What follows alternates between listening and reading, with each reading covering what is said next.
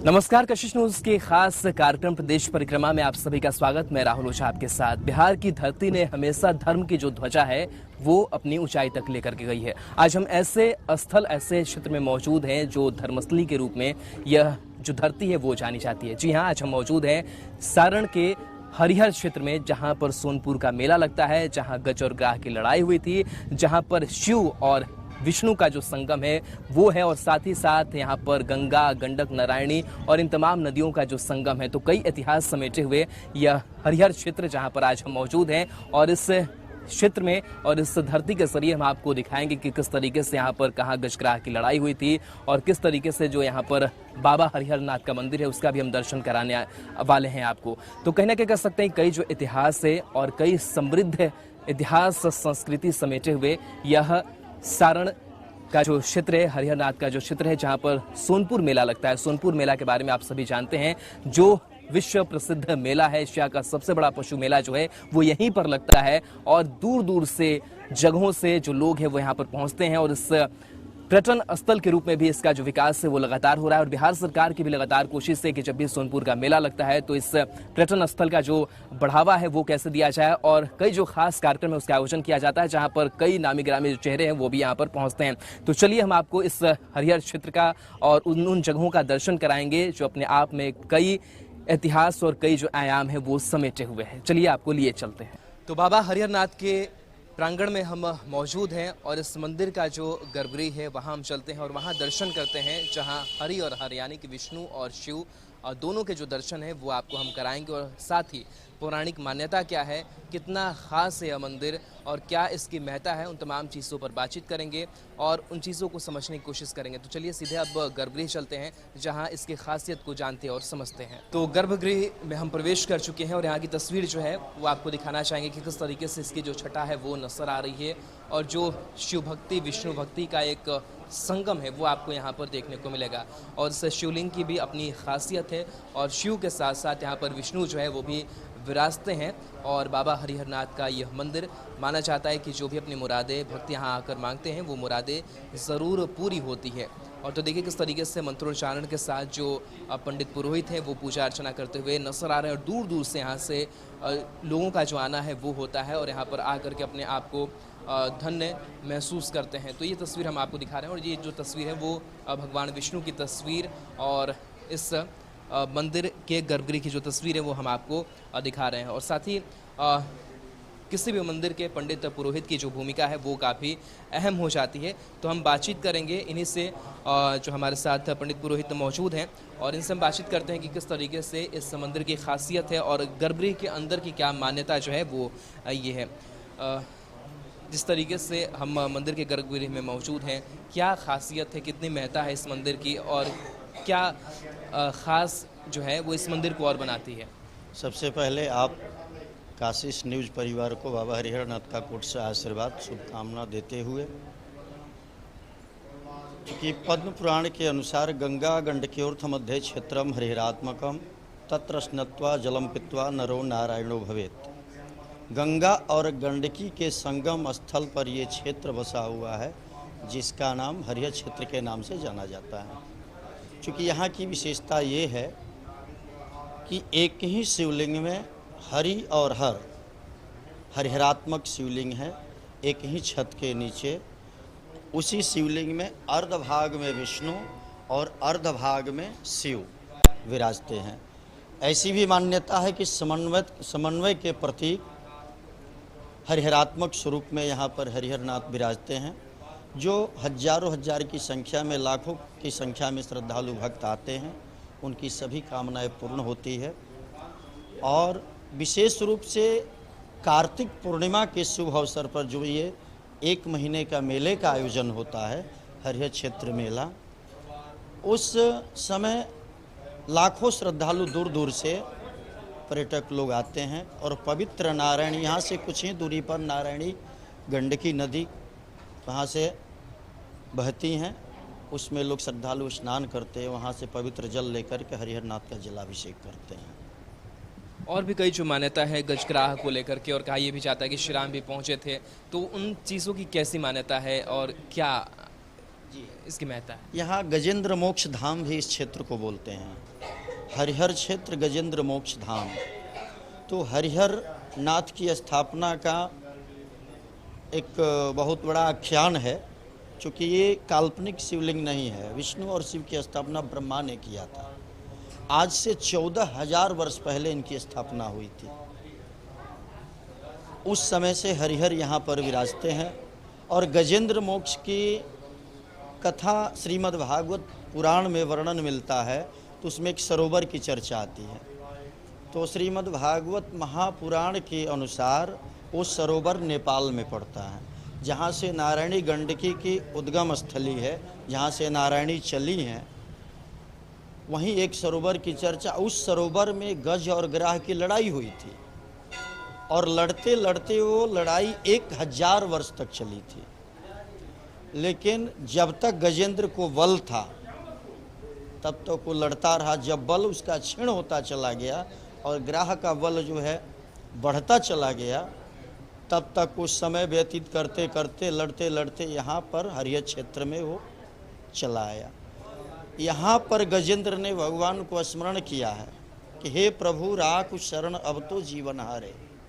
क्योंकि ये संसार ही ऐसा है कि हम लोगों को अपने आप पर, इष्टमित, सगे संबंधी सब पर बहुत बड़ा विश्वास रहता है कि मेरी विपत्ति काल में सब मुझे बचाएंगे। लेकिन जब विपत्ति आती है तो एक परमात्मा है जो सारी सृष्टि को चलाता है, वही परमात्मा को याद गजेंद्र ने किया था।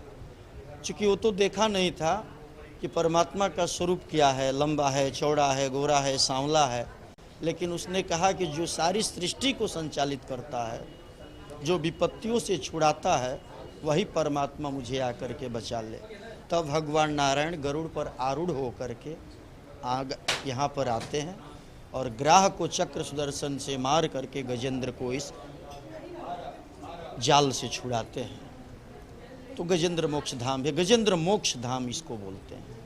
गजेंद्र मोक्ष यहाँ हुआ था। अच्छा, इस शिवलिंग की अगर बात करें तो आप कह रहे थे कि यहाँ पर हरि और हर यानी कि विष्णु और शिव दोनों का एक कह सकते हैं कि संयोग है कि दोनों एक साथ यहाँ पर मौजूद हैं। तो क्या खासियत है शिवलिंग की और ये जो मूर्ति जो है वो नजर आ रही है, इन तमाम चीज़ों को कैसे आप देखते हैं? क्योंकि ये भगवान हरि और हर हजारों हजार वर्ष पूर्व से यहाँ विराजते हैं। क्योंकि ब्रह्म द्वारा स्थापित है तो सज्जुकालीन होगा और मंदिर का गुंबज इत्यादि इसका जीर्णोद्धार, पहले जंगल होगा। तो पद्म पुराण के अनुसार ये सह नाम का पर्वत था, जिस समय पृथ्वी पूरी जलमग्न थी, सृष्टि नाम का कहीं कोई चर्चा नहीं थी। उस समय आकाश मार्ग से विमान से देवी देवता विचरण कर रहे थे। लोगों ने देखा कि ये चारों तरफ तो जल ही जल है, पृथ्वी कहीं दिखलाई नहीं देती है। और उसी जल में जिसे डेल्टा टापू टाइप का वो हो जाता है, तो जल से रहित स्थान था ये। तो वही पर्वत के रूप में यहाँ दृष्टिगोचर हो रहा था देवताओं को। लोगों ने देखा कि अब इसी पर्वत पर लोग विमान से उतरे, उन्होंने देखा कि एक यज्ञ का आयोजन करना पड़ेगा। सब लोग की इच्छा हुई, एक समय भी निश्चित हुआ। ब्रह्मा जी को जजमान के रूप में, सभी देवताओं की सहमति से ब्रह्मा जी को जजमान, चूँकि कोई भी कार्य करने के लिए जजमान की आवश्यकता होती है, तो ब्रह्मा जी को कहा सबसे बड़े पितामह हैं तो उनको जजमान बनाया गया। ये बाबा हरिहरनाथ का मंदिर है। पूरे एशिया महादेश में 4 क्षेत्र हैं जो पद्म पुराण में वर्णन है। 2 क्षेत्र नेपाल में है, 2 क्षेत्र इंडिया में है। एक ये हरिहर क्षेत्र, एक कुरुक्षेत्र जहाँ महाभारत हुआ है, एक बारात क्षेत्र, एक मुक्ति क्षेत्र जो नेपाल में पड़ता है। जैसे हरिहर क्षेत्र को हरिहरनाथ बोलते हैं, वैसे मुक्ति क्षेत्र को मुक्तिनाथ भी बोलते हैं। चारों क्षेत्र में ये महाक्षेत्र है जहाँ शिव और विष्णु दोनों एक ही शिला में यहाँ विराजमान है। स्वयं ब्रह्मा ने स्थापना किया है, जो बीचे बीच रेखा मात्र है, आगे हरि हैं और पीछे हर हैं, जो स्वयं ब्रह्मा द्वारा ये शिवलिंग स्थापित है। पद्म पुराण में वर्णन है, एक श्लोक है, गंडकी गंगोर मध्य क्षेत्रम हरिराविधम तत्र स्नात्वा जलम पीत्वा नरो नारायणम भवेत। इसका मतलब हुआ कि गंगा और गंडकी के मध्य भाग में हरिहर क्षेत्र मंदिर स्थित है। तत्र स्नात्वा, जो भक्त इस नदी में स्नान करके जलाभिषेक करके चरणामृत पान कर लेते हैं, नर जो है नारायण के तुल्य हो जाता है। ऐसा पद्म पुराण में वर्णन है। आजन्मम संचितम पापम, आप अपने जन्म में कोई भी पाप संचित यानी इकट्ठा करना। आजन्मम संचितम पापम ज्ञानाज्ञान कृतं चेत, पाप ज्ञान में हुआ हो या अज्ञान में हुआ हो, किसी तरह का अगर पाप हो गया हो तो आजन्मम संचितम पापम ज्ञानाज्ञान कृतं चेत मदवंशे योस्ति धर्म कदा क्षेत्र गमिष्यति। अगर आपके वंश में, आपके परिवार में कोई भी आदमी आकर के जलाभिषेक कर लेता है, उस वंश का पाप धुल जाता है। यह पद्म पुराण का वर्णन बतलाता है। तो स्वयं ब्रह्मा ने हरि और हर का स्थापना यहाँ किया है। ये भगवान विष्णु जो हैं गजेंद्र मोक्ष, गज और ग्रह का फंद छुड़ाने के लिए आए हैं। जब हाथी डूबने लगा है तो भगवान को पुकारा है कि नीर पीवन हेतु गयो सिंधु के किनारे, सिंधु बीच बसत ग्राह चरण धर पछारे, चार पहर युद्ध भयो ले गयो मझधारे, नाक कान डूबन लागे कृष्ण को पुकारे, हर हर महादेव। तो चलिए इस मंदिर के गर्भगृह में मौजूद हैं और कई जो श्रद्धालु हैं यहाँ पर पहुँचे हुए हैं, पूजा अर्चना करते हुए नजर आ रहे हैं। इनसे भी थोड़ी सी हम बातचीत जो है वो कर लेंगे कि कैसा इन्हें लगता है और किस तरीके से इनकी मनोकामनाएं पूरी होती है। कहाँ से आई हैं आप? मैं राजस्थान से आई हूँ। राजस्थान से आई हैं, तो स्पेशली मंदिर में पूजा करने के लिए आई हैं। हाँ, तो कुछ जानकारी है यहाँ के बारे में, किस तरीके से मनोकामनाएं पूरी होती हैं? पहली बार आई हूँ। पहली बार आई हैं, मन में तो कुछ होगा कि चलो पूजा अर्चना करने जा रहे हो, कुछ मन की मुरादें जो है वो पूरी होंगी। हाँ, अभी पहली मनोकामना तो पूरी हुई है, इसलिए यहाँ पे आए हैं। तो कितनी खुशी मिल रही है, कितनी शांति मिल रही है यहाँ पे आके?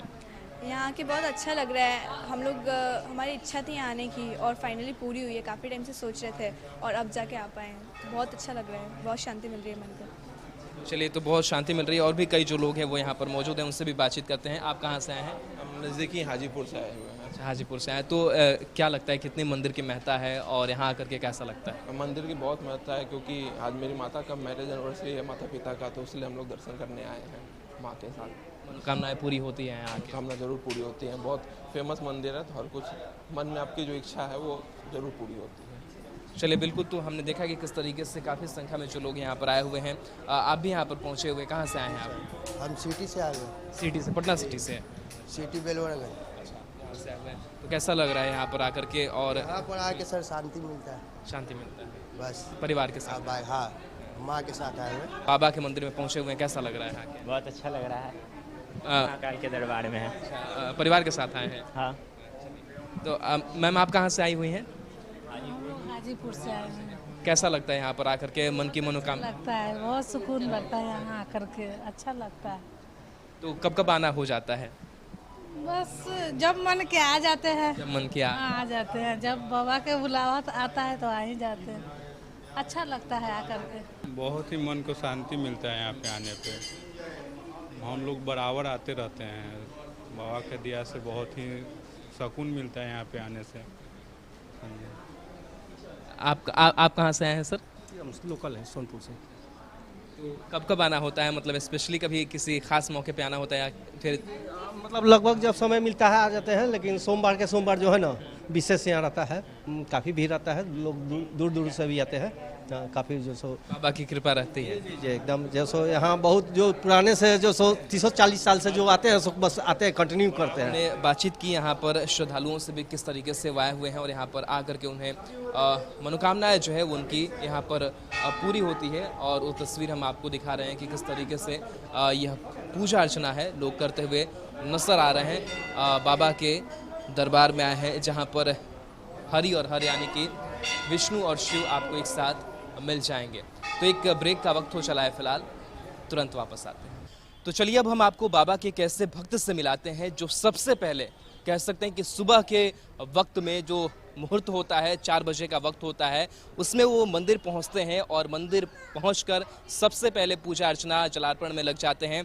हमारे साथ मौजूद ऐसे ही एक भक्त हैं और उनसे ही हम जानते हैं कि किस तरीके से जो उनकी पूजा अर्चना है वो होती है।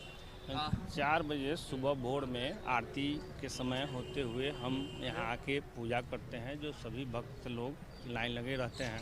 पहला पूजा हम करते हैं अभिषेक, घी दूध दही मध सबसे स्नान उनको करवाते हैं और यही पूजा करते हैं। उसके बाद पूरे गांव समाज यहाँ भाई लोग सभी लोग पूजा करते हैं।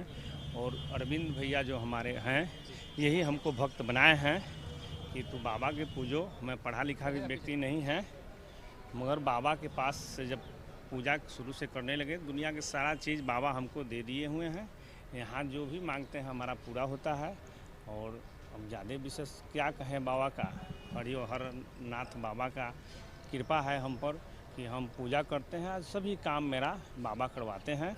बचपन से मेरा दादी लेके आया करती थी, तो घाट किनारा स्नान करते थे, वही सिखाई थी मेरी दादी। उसके बाद गंगा स्नान किए आते आते, तो 2006 में से अभिषेक शुरू किए। अरविंद भैया कहे कि न जल से नहीं फरियाएगा, आपको तो अब अभिषेक करना होगा। तो यही अरविंद भैया हैं जो हमको कहे कि तुम सब कष्ट दूर करेगा, तुम्हारा सारा बीजा चकचकाएगा, तुम अभिषेक करो। तो हम 2006 से अभिषेक करने लगे। चलिए अरविंद भैया से ही बात कर लेते हैं कि इन्होंने कहा कि सब चकचका जाएगा, वाकई आपने चकचका दिया इनका सर? हाँ, ये जो स्थल है 15,000 वर्ष ईसा पूर्व पहले के ये स्थल है। ब्रह्मा जी ने इसकी स्थापना किया है और 4 बार यहाँ विष्णु को आना पड़ा है। एक बार हरि और हर के स्थापना करने, उसे गंडकी को उद्धार करने, उसके बाद चमन ऋषि को उद्धार करने और गज और ग्राह के उद्धार करने। 4 बार विष्णु को इस स्थल पर आना पड़ा। आप भी पूजा अर्चना में लगे रहते हैं, तो आपको कैसा लगता है और किस तरीके से आपकी? सुने कि यहाँ जो भी आता है अपना हृदय से पूजा पाठ करता है, उसको भगवान बहुत मदद करते हैं। तो हम भी इन्हीं लोगों के देखा देखी रोज़ सुबह में आके रोज़ अभिषेक करते हैं, जल चढ़ाते हैं, भगवान का पूजा पाठ करते हैं। हमारा भी अच्छा चल रहा है यहाँ आने से। जब से आना शुरू किए तब से बहुत अच्छा दिन दुनिया चल रहा है। बिल्कुल, तो एक ऐसे भक्त से हम बातचीत कर रहे थे जिन पर बाबा की बड़ी कृपा, बड़ी मेहरबानी है और सुबह ही तड़के वो चले आते हैं और जलाभिषेक पूजा अर्चना में वो लग जाते हैं। तो हम और भी तस्वीरें आपको दिखाएंगे इस मंदिर से जुड़ी हुई, और क्या कुछ खास है वो हम आपको बताएं। तो हम उस जगह पर मौजूद हैं जहां गज और ग्राह की लड़ाई हुई थी। गज यानी कि हाथी और ग्राह यानी कि मगरमच्छ। तो इस जगह की मान्यता क्या है और किस तरीके से ये पूरी लड़ाई हुई थी और भगवान खुद इस लड़ाई के बीच आए थे और किस तरीके से जो गज है उसको उन्होंने जीत जो है वो हासिल कराई थी, यही तमाम मान्यताओं के बारे में जानेंगे। हमारे साथ एक पंडित पुरोहित मौजूद हैं। ये गजग्राह स्थान है, क्या लड़ाई हुई थी, क्या हुआ था, क्या जानकारी आपके पास? ये मोक्ष स्थान है, हरिहर क्षेत्र स्थल है और यहाँ गज और ग्राह की मोक्ष हुआ था।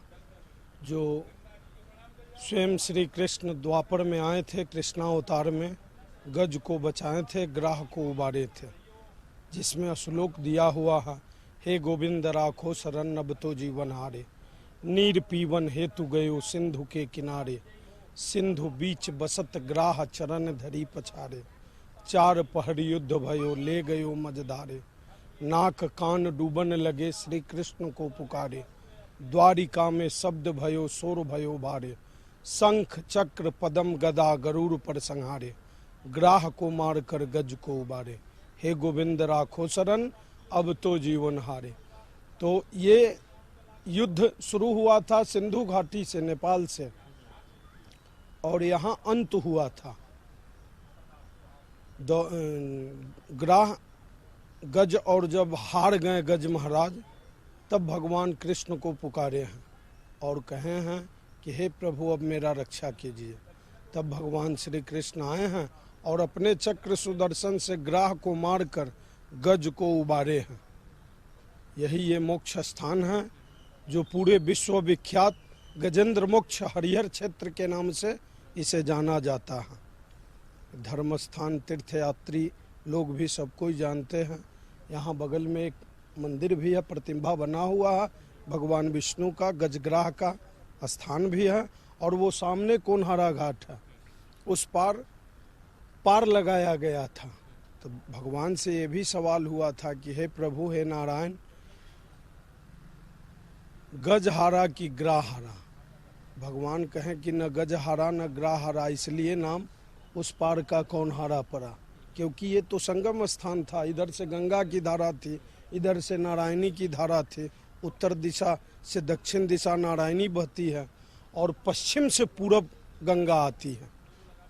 तो ये द्वापर की बात है, आज की बात नहीं है। उसी समय उस पार लगाए तो भगवान श्री कृष्ण से पूछा गया था कि हे प्रभु कौन हारा। स्वयं श्री कृष्ण कहे थे कि न गज हारा न ग्राह हारा। जैसे एक पिता का 2 पुत्र होते हैं, तो पिता क्या अपने पुत्र को चोर साबित करते हैं? भले चोर हो अन्यथा न हो, नहीं करते हैं। उसी तरह से भगवान भी अपने भक्त को वहाँ दोषी साबित नहीं किए हैं, इसलिए कि वो भक्त था, इसलिए उस जगह का ही नाम रख दिए कौनहारा। उस पार कौनहारा घाट है, ये गजेंद्र मोक्ष। जो गज और ग्राह की लड़ाई हुई थी और उसका ही एक जो सिंबल है, एक सांकेतिक रूप है, उसको यहाँ पर दिखलाया गया है, जहाँ पर एक आपको हाथी जो है वो नसर गज आ रहा होगा और साथ ही जो मगरमच्छ है यानी कि जो ग्राह है वो इस गज को पकड़े हुए नजर आ रहा होगा और साथ ही भगवान विष्णु की भी जो प्रतिमा है वो यहाँ पर रखी गई है। तो इस गज और ग्राह की लड़ाई को दिखाने की जो कोशिश है इस मंदिर में वो की गई है और कहीं ना कहीं जिस हरिहर क्षेत्र की हम बात कर रहे हैं जो सारण जिले में है और कह सकते हैं कि बिहार अपने इतिहास को समेटे हुए है और पर्यटन को भी जो बढ़ावा है वो लगातार ऐसे जो क्षेत्र हैं वो दे रहे हैं। तो पर्यटन की दृष्टि से भी अगर बात करें तो इस तरीके के जो जगह है दूसरे जगहों से लोग आते हैं और जो हरिहर क्षेत्र है और जो सोनपुर मेला यहाँ पर लगता है वो एशिया का सबसे बड़ा मेला, विश्व प्रसिद्ध जो मेला है वो है, जहाँ जो पशु मेला है वो लगता है। तो कहीं ना कहीं कह सकते हैं कि पर्यटन की दृष्टि से भी काफ़ी उर्वर जो ये क्षेत्र है, भूमि है सारण की वो है और यहाँ पर कई जो लोग हैं वो भी मौजूद हैं। हम इनसे बातचीत भी करेंगे और देखिए मेले जैसा आपको जो नज़ारा है वो देखने को मिल जाएगा। तो कई लोगों की जो रोजी रोटी है वो भी यहाँ से चलती है, लोग जो पूजा अर्चना करने के लिए आते हैं और तमाम चीज़ों की जो खरीदारी है वो यहाँ पर की जाती है। तो इन लोगों से भी बातचीत करते हैं कि किस तरीके से जो इस गजग्राह स्थान को देखने के लिए जो लोग आते हैं, पूजा अर्चना भी करते हैं, तो क्या लगता है कि जो दूसरे जगहों से लोग आते हैं, पर्यटन का भी विकास होता है, आप लोगों की जो रोजी रोटी है वो चलती है, तो किस तरीके से यहाँ का व्यवसाय चलता है? यहाँ का व्यवसाय भगवान विष्णु है, यहाँ है गज और ग्राह का लड़ाई जो होता है भगवान विष्णु यहाँ के मुक्त किए थे, इसीलिए यहाँ भीड़ भाड़ होता है, इसलिए फूल प्रसाद बेचते हैं, लोगों का घर द्वार व्यवसाय चलता है इससे। तो लोग आते हैं ढेर सारे, बहुत लोग आते हैं यहाँ पर दर्शन करने के लिए गज और ग्राह का, हरिहरनाथ बाबा का, इससे हम लोगों का जीवन चलता है और यहाँ फूल माला बेच कर जीवन निर्मित करते हैं हम लोग।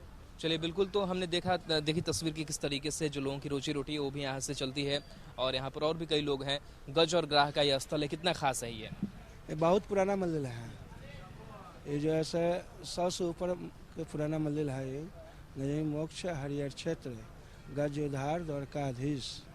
हाँ, गज और ग्राह की जो लड़ाई हुआ था, ए गोविंद राखो शरण अब तो जीवन हारे, नीर पीवन हेतु गयो सिंधु को किनारे, सिंधु बीच बसत ग्राह चरण धर पछारे, चार पहर युद्ध भयो ले गयो मझारे, नाक कान डूबन लगे कृष्ण को पुकारे, द्वारका में शब्द गयो शोर भयो भारी, चक्र गदा पदम पर भगवान गरुड़ पर चढ़ के आए हैं, घड़ियाल को मार के हाथी को वार किया है। यही गजनी मोक्ष हरिहर क्षेत्र है। बिल्कुल, तो मोक्ष स्थल भी है और यहाँ पर मोक्ष की मोक्ष जो है वो हुआ था और लोग भी कहीं ना कहीं यहाँ पर आते हैं कि उनको भी जो प्राप्ति हो सुख की और तमाम मोक्ष की वो यहाँ पर हो और इसी श्रद्धा के साथ जो लोग हैं वो यहाँ पर पहुँचते हैं और भी कई लोग हैं वो पहुँचते हैं। आप भी यहाँ पर आए हुए हैं, कैसा लगता है और कितना महत्व है इस स्थल का?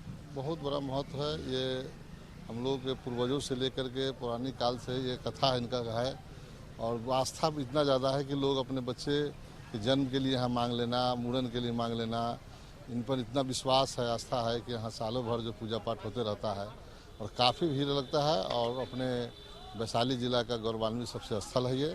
गजग्राह की यहाँ लड़ाई हुई थी, भगवान विष्णु स्वयं आकर के यहाँ इसको जो है से ये किए और कौनहारा के नाम से प्रसिद्ध है ये। और ये जगह जो है सोनपुर बाबा हरिहरनाथ के नाम से बहुत विश्व प्रसिद्ध है। बिल्कुल, तो ये प्रसिद्ध स्थल के बारे में हम आपको जानकारी दे रहे थे और भी कुछ यहाँ के आयामों से आपको रूबरू हम कराएंगे। तो हम अपने खास कार्यक्रम प्रदेश परिक्रमा के जरिए बाबा हरिहरनाथ क्षेत्र का दर्शन करा रहे थे, जहाँ पर अलग अलग क्षेत्रों का दर्शन हमने किया, अलग अलग स्थलियों का दर्शन किया और हमने देखा कि किस तरीके से धर्म क्षेत्र के रूप में यह जो जगह है वो विख्यात है। तो बाबा हरिहरनाथ से हम आपके लिए भी कामना करते हैं कि आप हमेशा सुखी रहें, खुशहाल रहें और इसी कामना के साथ हमारे साथ बने रहिए। कशिश न्यूज़ के साथ मिलेंगे फिर किसी और खास जगह को लेकर के प्रदेश परिक्रमा में। नमस्कार।